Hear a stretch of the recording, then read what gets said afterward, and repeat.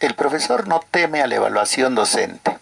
A lo que teme es a lo que se pretende hacer con el rótulo de evaluación docente. En primer lugar, lo que debemos dejar claro es que lo que se ha venido haciendo durante los últimos gobiernos respecto del profesor no es evaluarlo, sino se ha hecho mediciones al docente. Y todos los que trabajamos en la educación sabemos la distancia entre medir y evaluar, pero al parecer la ministra y sus técnicos no saben esa diferencia tan importante. Pero el problema no radica en que el profesor se oponga a ser medido o evaluado. El problema radica en quién y cómo, para qué se le va a evaluar. El quién es el Ministerio de Educación. Eso es lo que le da desconfianza al profesor. Las mediciones, casi todas las que se han realizado, se han visto empañadas por la corrupción que está enquistada en el Ministerio de Educación. En una oportunidad, o en dos, lo realizaron las universidades nacionales de cada región. Los resultados salieron al día siguiente como máximo. Pero resulta que cuando lo hace el Ministerio de Educación, los resultados salen después de 15 días y a veces después de un mes. Y sale una lista y luego se corrige por otra y otra. Ahora, si tomamos en cuenta esos hechos y a ello le añadimos el hecho de que el ministro del Interior y la ministra de Educación lo suscribe, califican al docente como terrorista, entonces, ¿cómo puede el docente confiar en una evaluación llevada adelante por ese mismo ministerio? En esa dirección, lo que tiene que hacerse es replantear el concepto para que quede claro lo que es evaluación. Evaluar no es medir. Medir es tomar una prueba de cualquier tipo y ponerle un calificativo. Eso es medir y eso es lo único que se ha estado haciendo. La calificación es el puntaje o valor que se le da. Pero la evaluación implica tomar información por diversas vías y fuentes y emitir como resultado del juicio de un experto un juicio de valor al respecto. Eso es la evaluación y eso es lo que no se está haciendo. Ahora bien, ¿cómo yo evalúo, por ejemplo, si el arquitecto que quiero que construya mi casa es bueno o no? A nadie se le ocurre tomarle un examen. Lo que hacemos normalmente es ver qué construcciones ha dirigido ese arquitecto. Si quiero saber si el mecánico que quiero que arregle mi carro es bueno, no le tomo un examen de mecánica.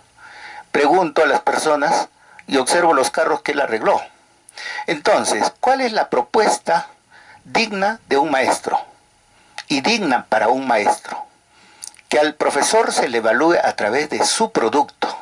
Su producto se ve en la clase y en el estudiante. Entonces, si al profesor se le dice, señor, usted va a ser evaluado a través de sus estudiantes, entonces tendremos dos ganancias. Primero, el profesor, como ningún profesional, se va a sentir mal de que se lo evalúas a través de su producto. Segundo, el estudiante, al ser el producto del trabajo del maestro, va a ganar porque ese maestro se va a esforzar en que él aprenda, dado que esa va a ser la expresión de la labor del maestro. Y entonces, eso implica respeto a la labor docente. Eso implica reconocer que el docente hace una labor y que esa no se expresa en una prueba de lápiz y papel, ni en una visita y opinada o inopinada que le haga un grupo de observadores. Entonces hay otras opciones, pero peor todavía, lo otro que planteábamos, ¿con qué se le va a evaluar? Si nosotros revisamos, y los invito a que todos ustedes revisen las rúbricas que tiene el ministerio con las que está haciendo las propuestas de evaluación, son rúbricas mal hechas.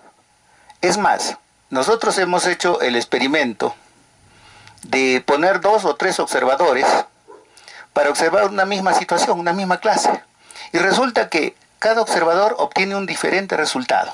Eso prueba que el instrumento está mal hecho, no tiene validez y no tiene confiabilidad. Con esos instrumentos, ¿cómo se pretende evaluar al docente? Entonces, ¿qué es lo que tenemos que hacer? asegurar el quién y el cómo y el con qué. El quién no debe hacerlo el Ministerio de Educación, que ahora es parte del problema.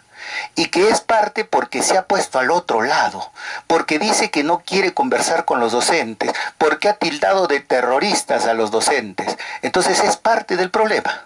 ¿Quién puede o debe hacerlo? Las universidades nacionales del Perú pueden hacerlo. Y no son parte del problema, y pueden ser parte de la solución. ¿Con qué?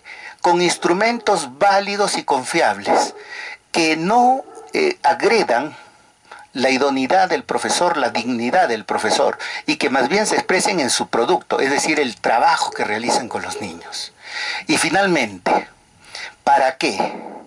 Para que el proceso de educación mejore. Esa es la razón por la que nosotros, todos los docentes, evaluamos a nuestros estudiantes, para mejorar el proceso, para asegurar su calidad. Y entonces, en ese contexto, nadie racionalmente se va a oponer a la evaluación. Pero si le decimos a alguien, te va a evaluar el ministerio con sus instrumentos y después te van a sacar, yo estoy seguro que todos tienen miedo, porque ya se los ha tildado de terroristas, y probablemente los primeros en ser desaprobados serían los dirigentes. Y yo les aseguro también de que si yo en este momento le tomara una prueba a la ministra de Educación, también la desaprobaría. Porque si yo quiero construir una prueba para desaprobar, lo hago. Y todos los que trabajamos en educación lo sabemos así. Entonces hay que enfrentar las cosas de un modo diferente. Gracias.